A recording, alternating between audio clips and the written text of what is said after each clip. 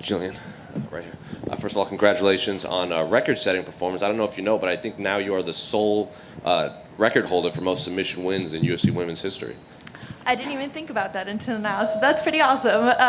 I know that Mackenzie Dern took that record from me a couple months back, so I think you were tied, and now Yeah. you're at the top. So yeah, it's nice to be on top, and I hope that I can push that record to the point where nobody is going to be able to catch me. Well, looking at this fight specifically, did that go according to plan? I know you weren't expecting eye gouges in there, but did that go as smoothly as you had expected? My coach asked me what I wanted, and it's the takedown and to take the throat, so exactly what we wanted.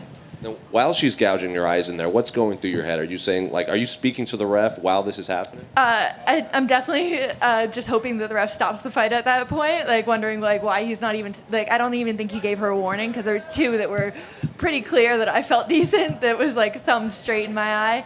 But I was just trying to squeeze. Before the first one, I actually thought I felt her body go limp a little bit, so I thought she was out. Right over here. And then I felt the thumb go straight in my eye, so I was like, oh, she's not out. Okay. And finally, I know you want to build off of this impressive performance. Is there a name you would like next, or when do you want to return to the octagon? I'm trying to get back on the schedule that I used to be on, trying to get in there every 2 or 3 months, just stay busy, and no name in particular. I'm just trying to climb the ranks, trying to really build a name for myself now. First, she missed weight pretty heavily, and then you come in and do the eye gouge. Is it hard for you to not hold that against her and feel some bad feelings towards her? Because I know a lot of you competitors, you want to go out there, you might talk a little bit of game, but then you fight and everything's done. But is this something where now you have something to carry over, the fact that she was bad at weight and now bad in the cage? I guess not for me personally. No, not necessarily. I'm fairly easygoing, I guess. So it is what it is. Making weight, I feel like that is a big thing. Literally, as a fighter, you have 2 jobs. You have to make weight and you have to show up. So it's like she failed at doing one of those jobs. So I definitely don't think that's an okay thing, but it is what it is, and I still got the win. Still went out there and got what I needed to do. So nothing I can complain about. Did you have any sort of inclination that she was coming in heavy? And when she did, was there any thought that you weren't going to take the fight? I don't think if she has 5, 10, 20 pounds on me, it's going to make a difference. I'd still be better than her at the end of the day, so that's all that mattered to me. And when the kind of what he was saying, when the eye gouge was going in, was there any point where you thought that you'd have to stop the choke to try to address the gouge, or were you just hoping for the best, that it would end before anything happened? I guess when you're in the cage, it's kind of a different world in there. You don't really feel things as you would normally. So it's I could feel her finger in my eye and deep in my eye, but it's not necessarily the pain that you would expect if it happened during training or an everyday scenario. So it wasn't necessarily that bad, painfully. So I was just squeezing, hoping for the choke. And then lastly, I know where you have a reason to celebrate this, but we're also getting to the end of the year with the holidays. How do you celebrate the end of the year? Are you doing anything special now that the fight's going to be done for the year? This is me just beginning to think about Christmas now. I feel like I've been in a fight camp for 2 months now, so I haven't even thought about the holidays, haven't thought about anything like that. So now we're just going full Christmas mode, going into it, spending some time with family and spending some time with my dog. And looking at next year, what sort of goals are you setting for yourself?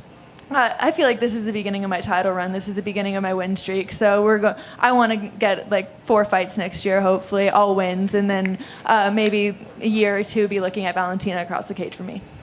Congrats on the win. Thank you. Hey, Gillian, right here. Was wondering, what's the origin of you calling them throat cuddles when you're getting that rear naked choke? It's just me and my friends joking around. I always said that I would just give them a gentle, cuddle till you fall asleep. So it's essentially that, just a gentle throat cuddle. Thank you. Gillian, back here. As mentioned, she gouged her eyes and missed weight and all that. But after a fight, you embraced her as if it was nothing. Did you just kind of let that slide, or did you forget it in the moment? For me, I just let it slide. I don't know. It's a fight. Sometimes, I guess you don't really know what's going through her head. I don't know. She was probably in a moment of desperation. Didn't really have a defense, so her defense was her eye gouge. So I don't necessarily have any hard feelings towards her for that. Or I guess professionally, like I said, it's not great to miss weight. But other than that, it is what it is. We fought it out, and we can hug at the end of the day. And at the weigh-ins, there was a sizable amount of fans chanting "Savage, Savage." Are you noticing that you're sort of breaking into your own in the terms of reaching out to UFC fans and getting a larger and larger following? I guess I don't really notice it myself. Even like anytime I have a fan come up to me and they're like, "Oh, can I take a picture with you?" I'm like, "Oh, I have fans." Like it's always a shock to me. So yeah, it's always surprising that I'm even here. And what do you think it'll take for you to start embracing that star quality, or will you perhaps always have this sort of naivety with it? I have no idea because I feel like I live a fairly simple life. I'm like, I don't feel like I live like a star life or anything special. So I feel like I stay pretty low key and it's probably going to stay like that. All right, thank you. Gillian, back here. It's your fourth win by rear naked choke. Is this one going to stand out in the manner and the way that you're able to catch her with it? I think so a little bit, just the way I was to the side of her a little bit. But I feel like I'm known in general for my style for capitalizing on the choke without going for the hook. So it's like submission before position, which is, I guess, in traditional jiu-jitsu, you're not supposed to do that. So it's definitely something that I feel like stands out in the jiu-jitsu community. And also tonight from on the mount, you were working those elbows beautifully. Do you feel like you took another step with your ground and pound this evening? I 100% did. I feel like I took another step with my ground and pound this whole camp. I feel like I've just been able to capitalize and getting in better punching positions, being able to do damage on the ground, and even my stand-up I feel like is moving forward so much more than it ever was before. Thank you.